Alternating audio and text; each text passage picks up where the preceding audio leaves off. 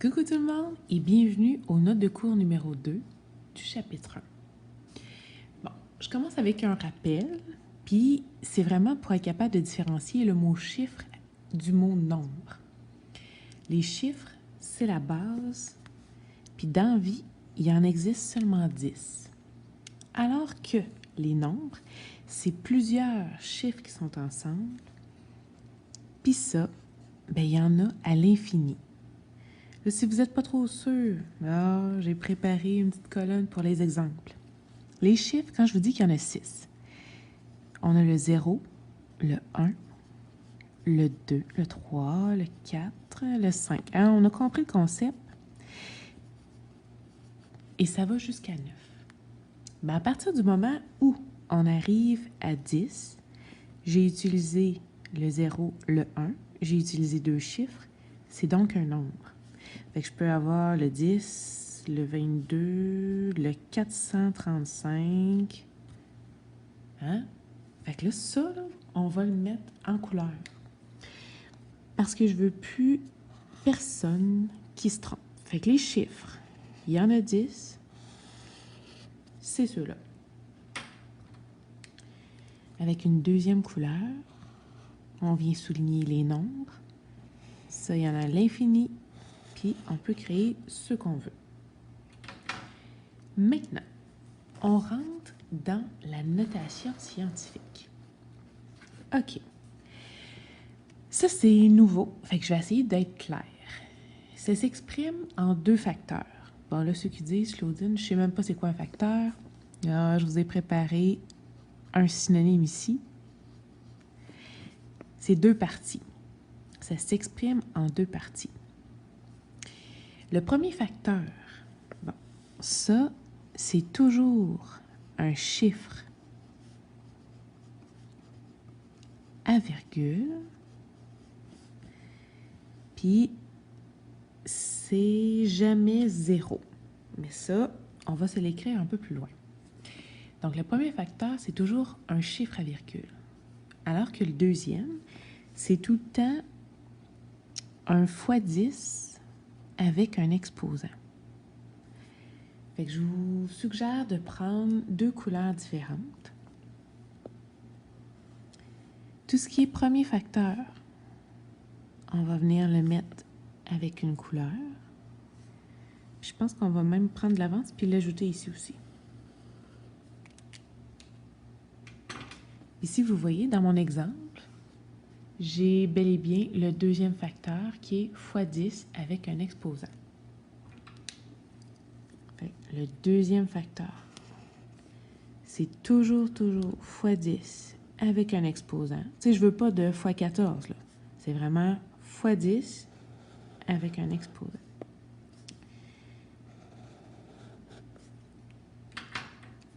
Puis étant donné que tout ça, ça fait partie du deuxième facteur, ben c'est la raison pour laquelle je l'ai mis en orange, la même couleur. Puis là, je vais venir ajouter des petits exemples. OK. Premier facteur, on a dit 8,05. J'ai un chiffre à virgule. Puis ici, on va ajouter que c'est toujours un seul chiffre devant, mon Dieu, excusez, devant la virgule et que ce chiffre-là doit toujours être différent de 0, fait que jamais 0. Ici, on vient ajouter que c'est toujours fois 10. Je vais venir ajouter un petit peu de couleur. J'avais fait mon surlignage trop court. Puis l'exposant, ça signifie le nombre de fois que la virgule bouge. Le nombre de fois que la virgule bouge. Bon, là, si vous vous dites, dans l'exemple en haut, la virgule bougerait de combien de fois? On regarde l'exposant, elle viendrait bouger de 11 fois. Si j'ai, bon, je fais un exemple, je vais le faire ici, il y a de la place. 2,15 fois 10 à la 3.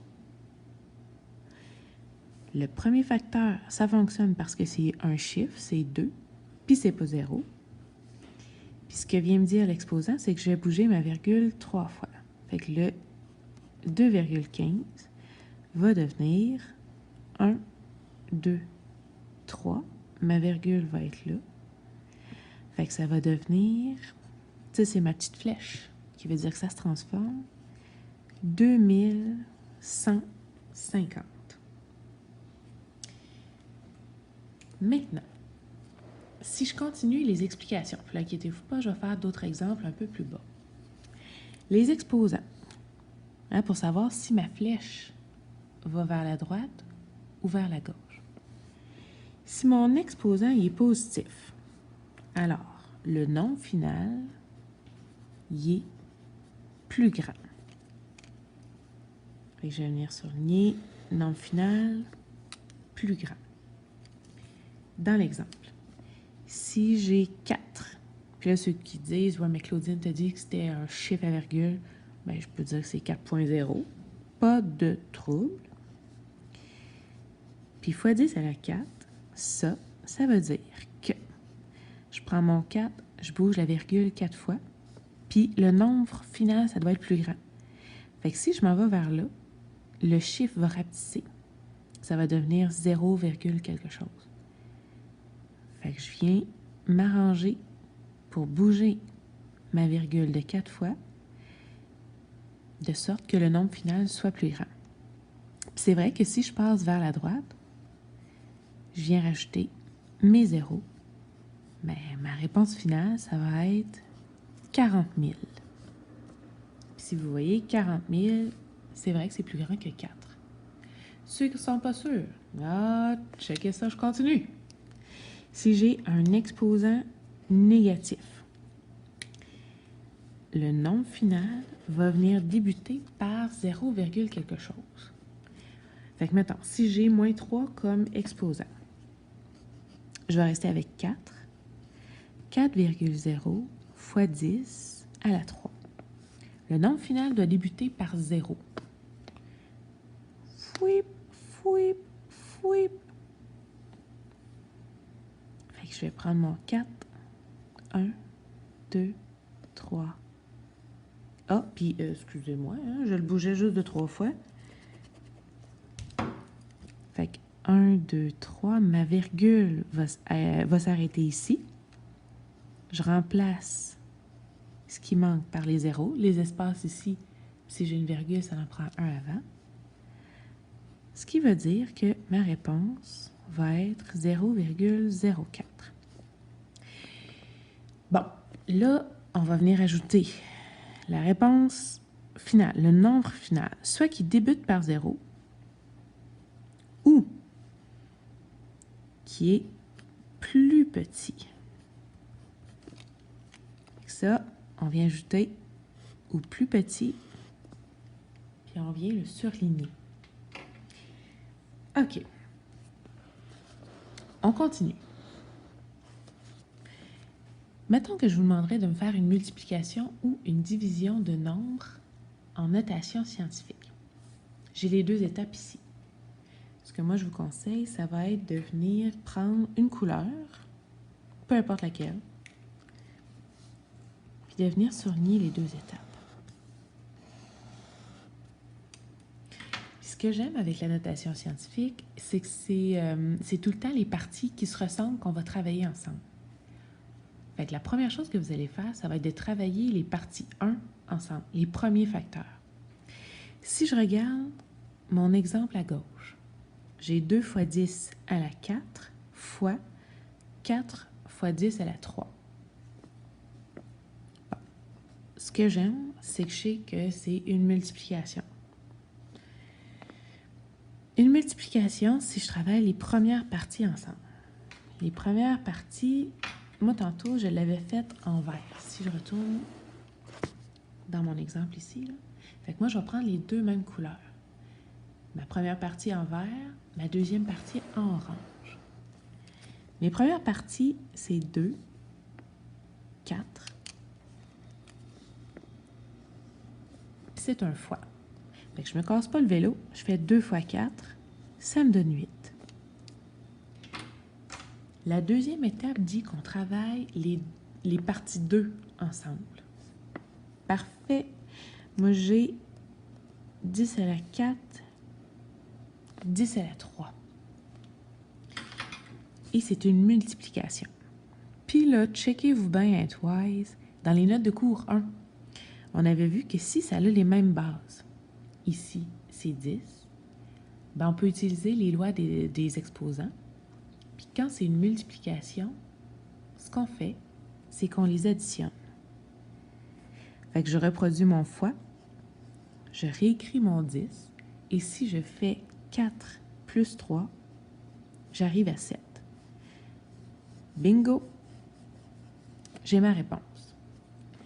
Ça va être la même chose si j'ai une division. J'ai ma notation scientifique, ma notation scientifique. Je vais les diviser. Parfait. Je travaille mes deux premiers facteurs ensemble. 8 divisé par 2, ça me donne 4. Je travaille mon facteur numéro 2 avec mon autre facteur numéro 2. Puis pour une notation scientifique, je remonte. Il faut tout le temps que ça soit fois 10 à la quelque chose.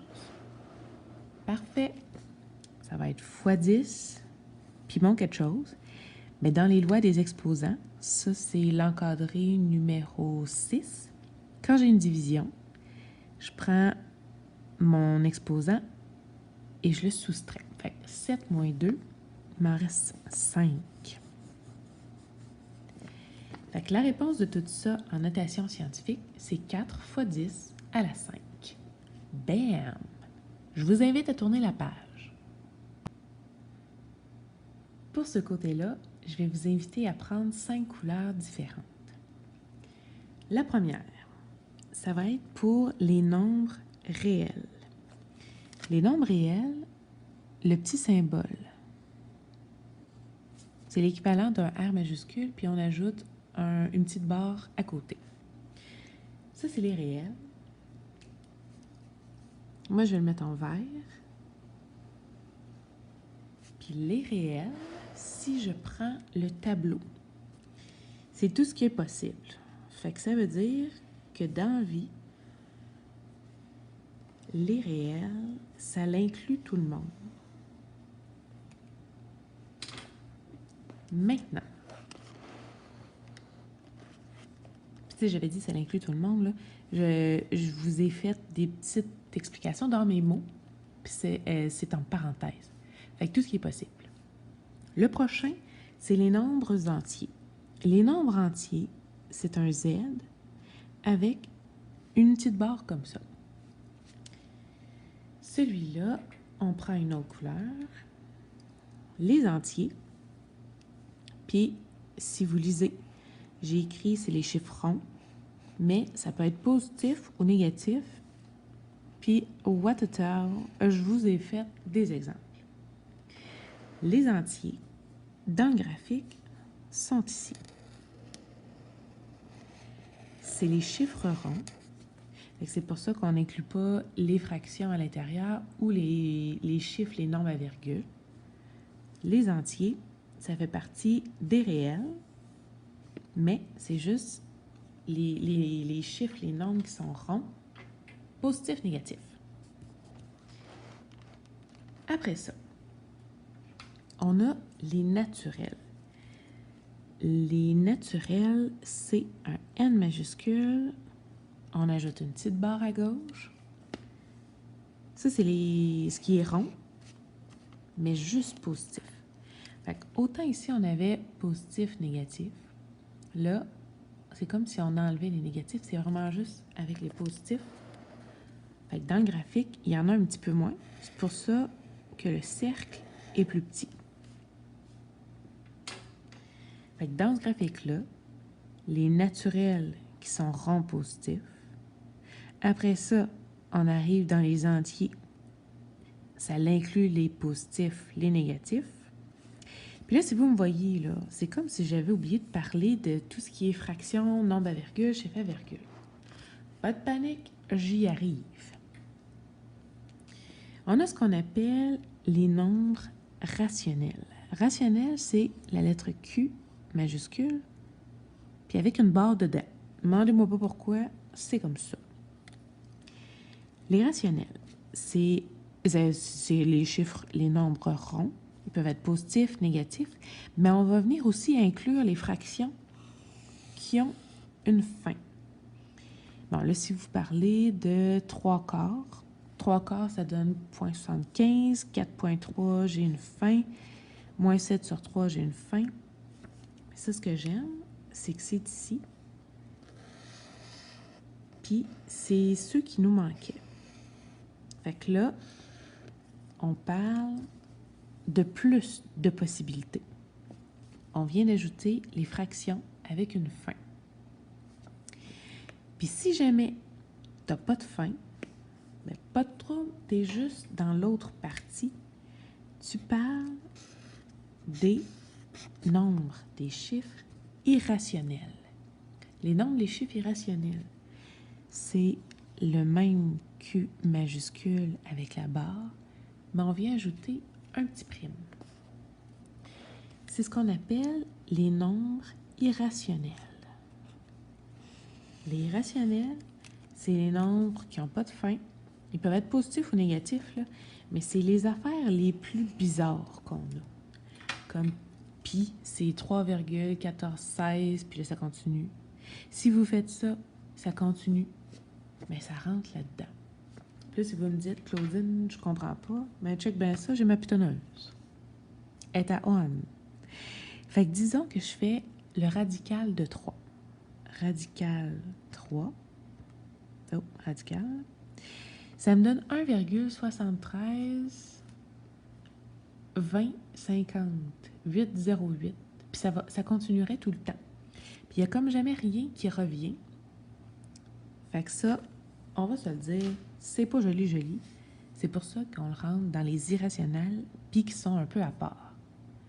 Ce tableau-là, c'est pas comme si on allait l'utiliser si souvent, mais c'est que secondaire 3, 4, 5, souvent vous allez voir des réels, ces mots-là. Fait que moi, je me suis dit, je vais essayer de vous le faire en exemple visuel, puis en exemple dans mes mots. Comme ça, quand vous allez en avoir besoin, bam, notes de cours, on les utilise et ça va bien aller. Fait que là, ça s'appelle Chop Chop au boulot, OK, bye bye.